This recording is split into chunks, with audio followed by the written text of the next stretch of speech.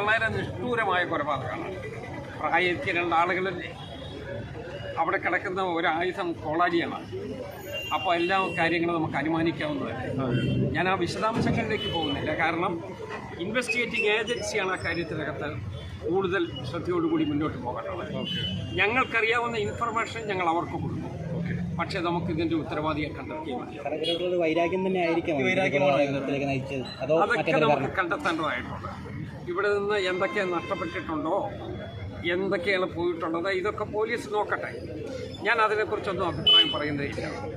പക്ഷേ ഈ സംഭവം നമ്മുടെ നാടിനെ നടുക്കിയിരിക്കുകയാണ്. ഇത് രണ്ടാമതൊരാവർത്തിയെക്കുറിച്ച് നമുക്ക് ചിന്തിക്കാൻ പോലും കഴിയില്ല. അതുകൊണ്ട് ഇതിൻ്റെ ഉത്തരവാദിയെ കണ്ടെത്തണം, അവർക്കെതിരായിട്ട് നിയമപരമായി നീങ്ങണം. പോലീസ് ആ കാര്യത്തിൽ ഏത് നടപടി എടുക്കുന്നോ ആ പോസിറ്റീവ് നടപടിക്ക് ഞങ്ങളുടെ